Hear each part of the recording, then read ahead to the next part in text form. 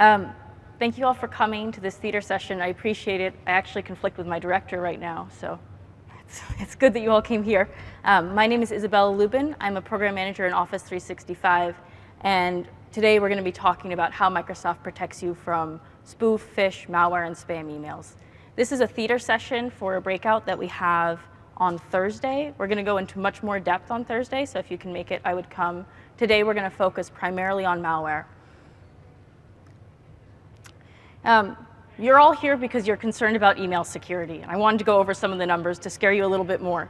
Does anyone have a guess for what percentage of the inbound mail to Office 365 is actually core business email? So stuff that you actually really care about.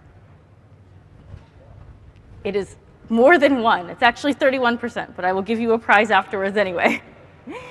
So Office 365 has 80 billion inbound email messages over the course of a month, and of that, only 31% of those mails were ones that we actually cared about. So we saw 55 billion spam and bulk messages that could have crowded your user's inbox and distracted them from their core business goals. We saw more than 200 million malware and phish emails. Those obviously pose a great threat to your organization. So what we're going to talk about today is the approach that Office 365 has for email filtering, and then deep dive a little bit on our approach for filtering out malware. So Office 365 builds layers upon layers of protection so that we can protect you against a number of different types of campaigns and attacks. The first thing that we do is we reject as much email as possible at the edge. We do this for two reasons. First of all, if we can reject spam email early, it's not crowding your users' junk mail folders. They never have to interact with it, so it leads to a better experience. The other reason is that if we can reject it earlier, we actually pay less for mail processing, so it works out both ways. The next thing that we do is clicking too fast. We block large and medium volume campaigns. So these are larger campaigns, broader target, they're not as sophisticated. We can use heuristic clustering a lot more easily because we have more samples and more mail volume. We block smaller spam campaigns. These are more sophisticated targeted attacks. We have a whole suite of products around catching dangerous phish and malware emails. We protect tenant and user outliers, so those are users who are particularly targeted, or tenants who seem to be receiving more phish or malware than other tenants. And then we have a number of techniques for reacting quickly when there's a campaign that we detect that's gone through. So I'll just show you some of the features that we have in this space. You can see the coloring. Orange are features that are live now. Blue are future. The merge of orange and blue are features that are kind of in development or partially rolled out. And then the one yellow feature is ATP. So in terms of reacting early, we use sender or IP reputation to reject early at the edge. We detect newsletter and bulk very early on. Blocking medium and large volume campaigns. We have content clustering, and then we're constantly improving our clustering mechanisms. For small campaigns, we have global ML models that are relying on content, again, and reputation communication, so combinations of multiple features. The area that we're going to focus on most today is this area of catching dangerous phish and malware emails, and particularly around malware. So there are a number of features right here. You can see our traditional AV engines and clustering, detection of polymorphic malware, sender authentication and spoof detection. Those are all features that are live right now and protecting your users. ATP detonation, safe links is an E5 or standalone feature that you can purchase right now. And then we're always looking at improving our phish and malware detection. In terms of protecting tenant and user outliers, we do have models running that are tenant-specific ML models for tenants that we've detected are particularly targeted, and also looking at users who are more targeted than others within an organization. And then finally, we have two primary mechanisms that we talk about as a quick reaction mechanism. So analyst rules when we detect a campaign has gone through. And then finally, this feature called ZAP, which is called zero-hour auto purge, where if the mailbox is hosted within Office 365, and we've detected after the fact that a message has gone into the inbox, we can move it from the inbox to junk. So the suite of features that we're going to be talking about most today is under malware, so AV engines, polymorphic malware, and then around ATP and detonation. But I encourage you to come to the breakout session on Thursday where we'll talk a little bit more about spoof protection as well as our general spam filtering. So you might be asking, why are we focusing on malware? Malware is a huge concern for everyone. When we talk to customers, it is the biggest pain point that they talk about.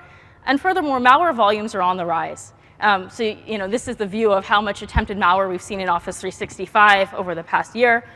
We've seen a 600% increase in the volume of malware.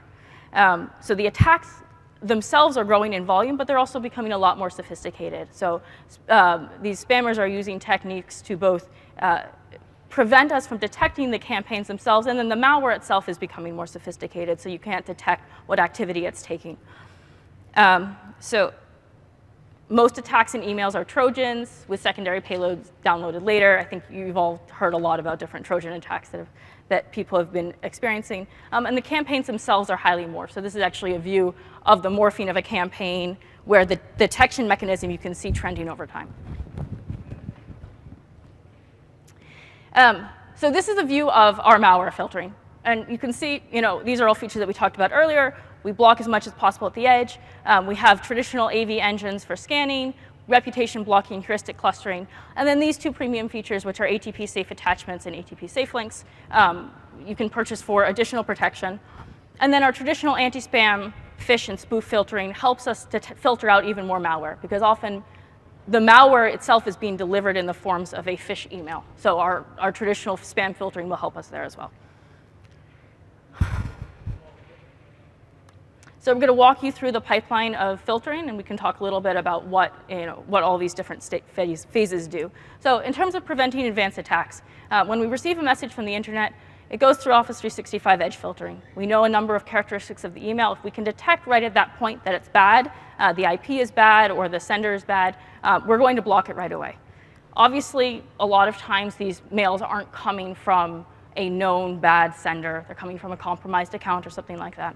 So we need to have more sophisticated mechanisms than that. We have a number of mechanisms for filtering out malware that has already been detected by some means. So for example, we have our signature AV scan. So these are filtering out malware messages where an AV engine can tell us right off the bat that it's bad.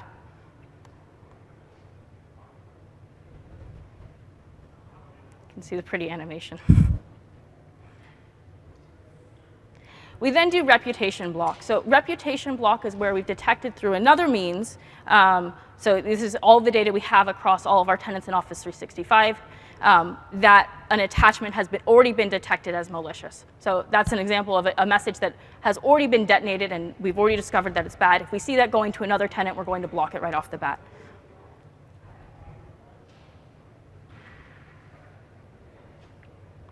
The next suite of features are around detecting a malicious message that has not already been identified as bad. So the first thing we do is heuristic clustering. So heuristic clustering is where we identify messages that are similar, and if we see a high volume of suspicious attachments, we're going to detonate one of those attachments.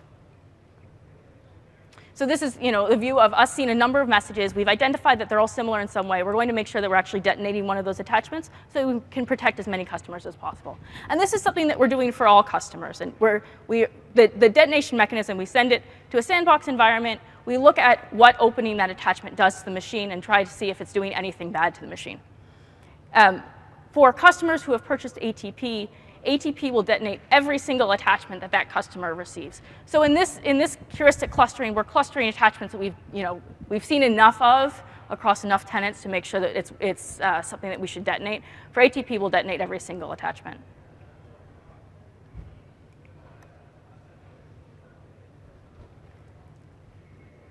And then we send all of these mails through our traditional anti-spam, phish, and spoof filtering. We can use a number of the mechanisms there to filter out additional malware. So we'll talk a little bit more about some of these features during the breakout session on Thursday, but clustering based off of content, URL reputation, sender reputation, these are all features of mails that we can use for filtering out spam, and in turn making sure that malware messages aren't delivered to the inbox. The additional feature that comes with ATP is safe links. So once the message is passed through anti-spam, phish, and spoof filtering, if there's a URL in that message, we're going to wrap it. And what that means is that when the URL itself is clicked by the end user who received the message, we're going to check to make sure that that URL is still safe.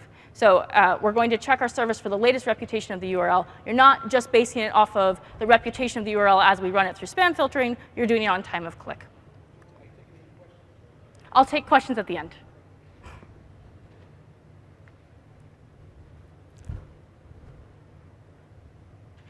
And so this is the user clicking on the URL, will make a call to the SafeLink server, and then that SafeLink server will check to see if we'll only redirect to the target server if the URL has been identified as fine.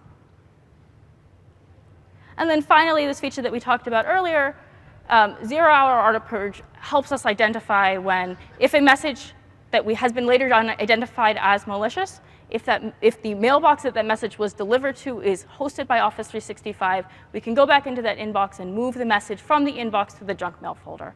That's an action that will only take if the administrator has authorized us to do so. Zero-hour auto purge is controlled by the administrator of the tenant or of the organization, so that we're not making changes to your user's experience without your authorization.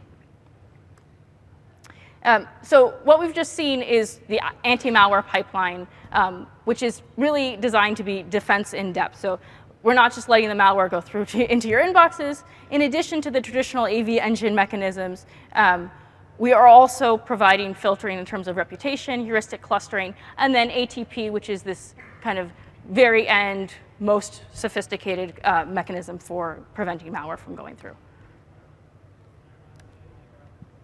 Sorry. Seems to be frozen. So I wanted to touch base quickly on the future of false positives and false negatives. I know that this is a cause of concern for a lot of our customers because when you're dealing with trying to filter out attachments, if you filter out a really good one, it can cause a lot of pain. Every malware filtering service does have occasional false positives and false negatives. So we're constantly working on mechanisms to both empower the organization to prevent false positives and false negatives, and also empower the organization to tell us to fix things as quickly as possible. So the first feature is organization allow block. This is empowering the administrators to say which URLs or files they want to make sure are allowed for their organization.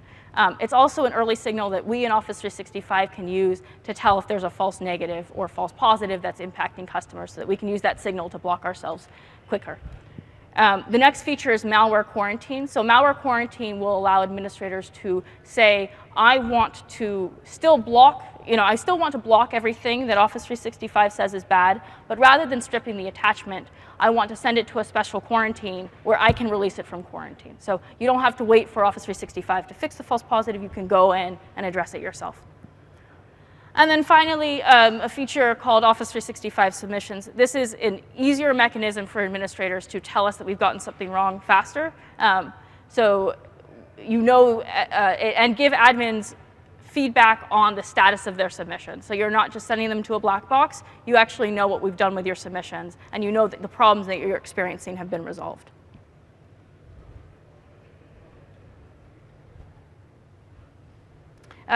I want to touch base quickly on ATP versus third-party solutions, and then we'll have some time for questions.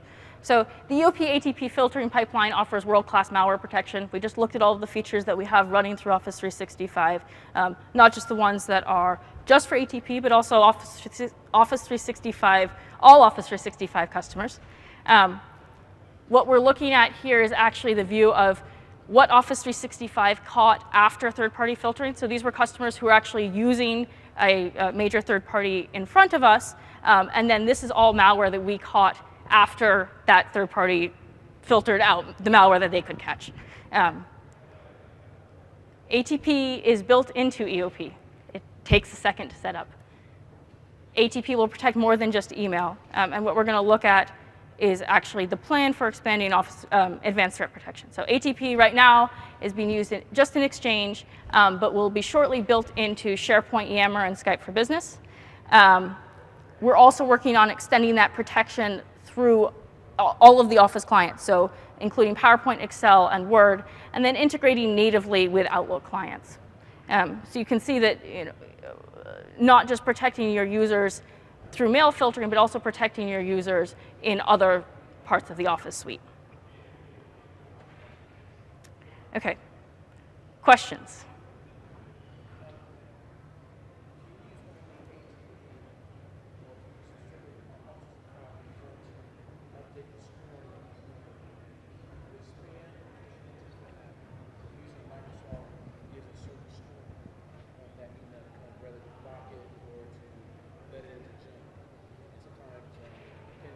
administrator raise that scoring just off the 65, or do we need ATP to do that?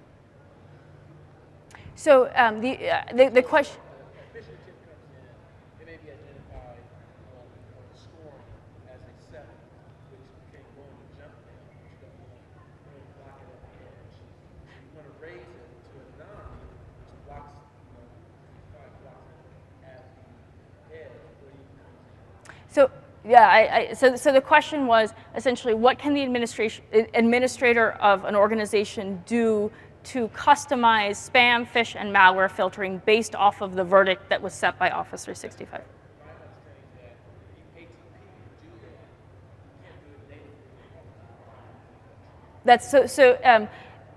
I don't know if you've all seen the spam filter policy. Spam filter policy is where you define what action you want to take with mails that have different SCLs, or spam confidence levels.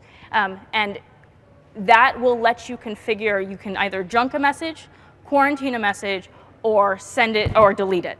So you can't block at the edge. SCL is actually only stamped on messages that have been accepted, and once we've accepted that message, the only reason we would reject is if you have if you've configured a transport rule to say reject messages of this type, which actually happens before spam filtering. But you can take the delete action. So you can configure a spam filter policy that says, if the SCL of a message is 9, I want to delete it, which is similar to what you asked. Honestly, that's an aggressive setting. So that's the kind of setting that we would generally recommend you have for, a very serious case where someone is getting a lot of spam and their junk mail folder is getting exploded. But it's not. It has nothing to do with ATP. ATP is a separate. Yeah. Yes. You talk about Zap, where you could go after it was delivered. 0-hour auto purge. That was. Yeah. How do you initiate that? Is that a call to Microsoft Premier support to get a message like that sent to junk mail? No, so 0-hour auto purge, we do automatically. So when we've detected that a campaign, so the only thing that you need to do is you need to say, yes, I want to turn on 0-hour auto purge, and then if you've enabled that setting within your spam filter policy, then we'll go and move that message from inbox to junk. And then we'll take that action. Yeah.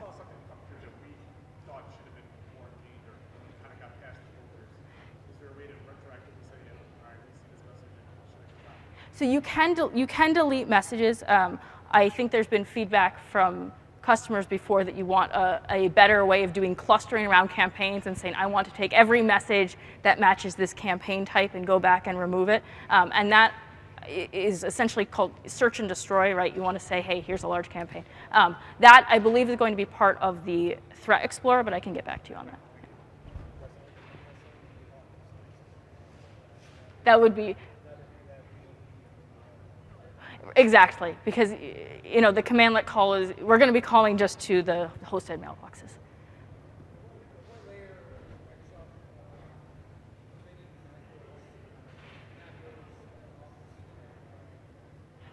Macros are part of the type of, they're all attachments that we scan. So detecting that is all part of that malware suite. ATP will help prevent certain malicious macro-enabled documents. The base service is filtering, is doing filtering of macros, right? But you do, ATP is additional detection. The other thing is that as an administrator, you can block certain types of attachments. So if there are certain attachment types that you really don't think should be going through your service at all, you can configure that and say, hey, I don't want to see attachments of this type at all.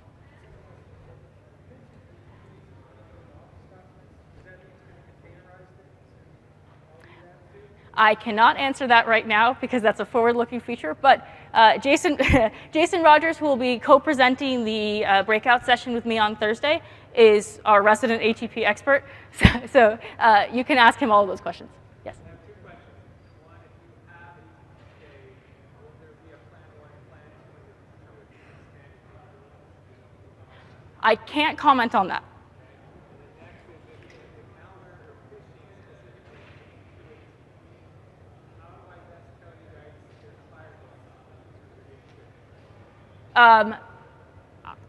So Right now,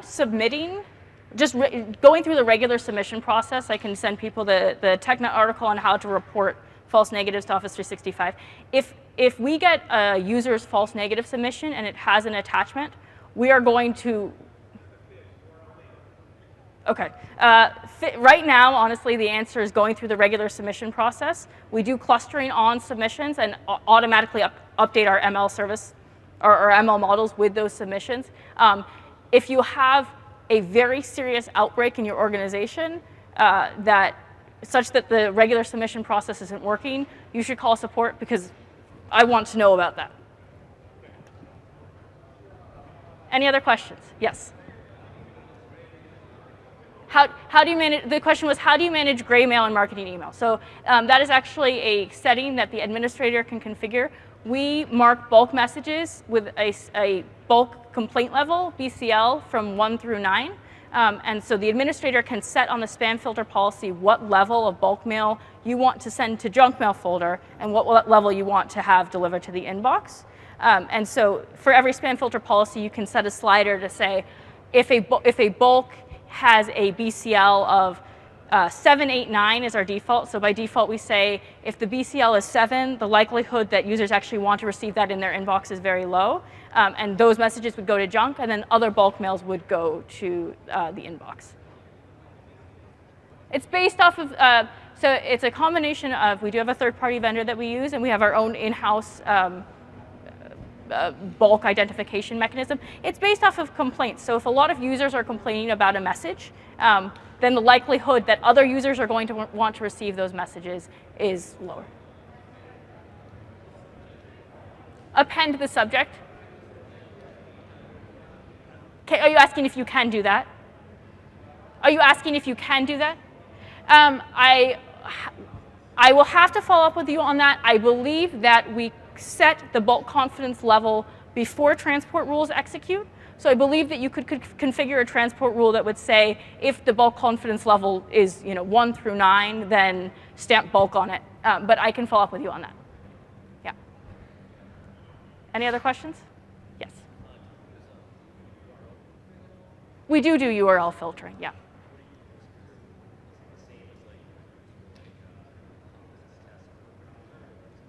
Oh, you're talking about URL detonation?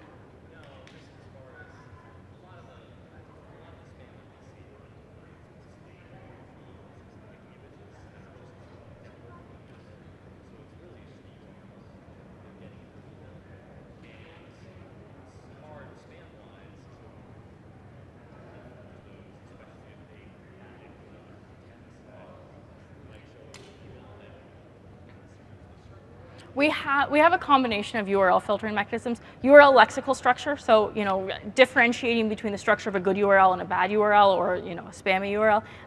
Also URL lists, so a list of URLs that we've known have been included in spam mail. So, yeah.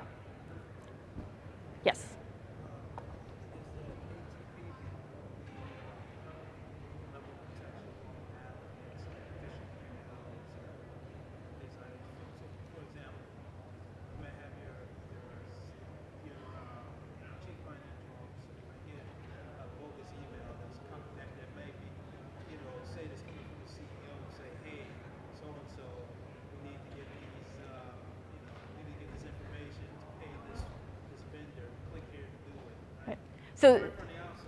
So the question is ATP the only way we can get phishing protection? The answer is no. There is built-in phishing protection in Office 365. ATP is meant to detect unknown, but we build a lot of features into Office 365 itself for phish protection. We're going to go through some of those features during the breakout session. But for example, we have a feature that anti-spoofing, which is essentially the scenario that you just talked about. Someone sends an email pretending to be my CFO to my CEO and says, hey, can you authorize this wire transfer? We have anti-spoofing protection built into Office 365 to detect that and make sure that email doesn't go through. Yeah. Yes?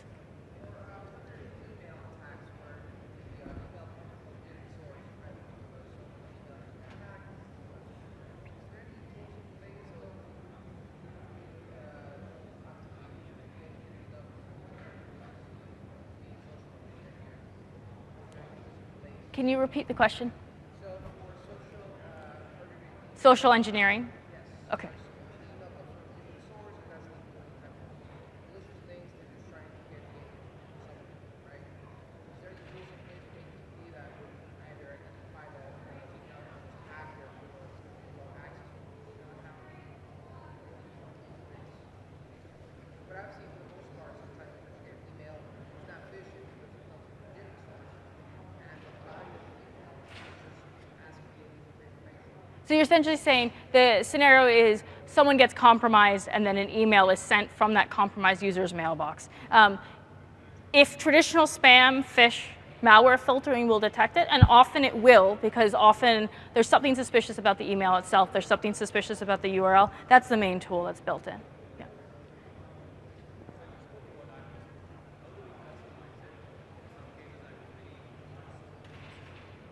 Yes? Yeah, that's a good question. So we are building tools to let you, and actually I believe the commandlet itself already exists. There's just not a UX component of it yet, to say I want someone to be able to spoof on my behalf. But really the best thing to do is to make sure that your authentication is set up so that your SPF, your SPF record or the SPF record of whoever is sending, your SPF record says this person's IPs are authorized to send on my behalf.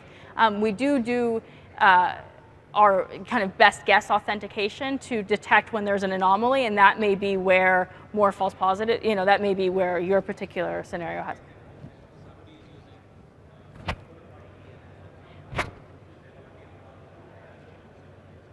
Right.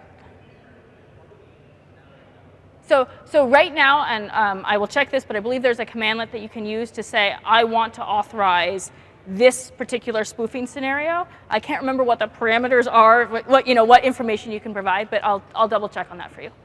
Yeah. Anything else?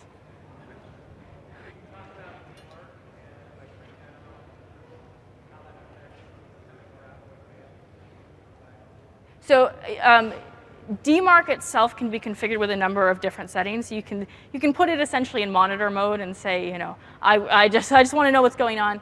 You can also say, essentially, if DMARC is fail, quarantine. So if DMARC is fail, quarantine, we would send any message that fails DMARC for the inbound scenario to junk. Yeah. So our email is being spoofed. It's getting sent to the recipients. The recipients are rejecting it, and it's coming back to us as undelivered. And that's bypassing the O365 filtering. We've opened up Premier cases, and they can't resolve it. Talk to me afterwards. There is a setting that you can configure. The question was, are emails being spoofed? We're getting backscatter emails for those messages. What can we do? There is a setting that you can configure, which is called the backscatter NDR advanced spam filtering setting, that essentially says, if your outbound mail goes through Office 365, and we receive a backscatter email for a message that did not go through Office 365, we know you didn't send it, we'll make sure it goes to junk. Talk to me. Okay, then you should then. Okay. Anything else? Okay, see you all later.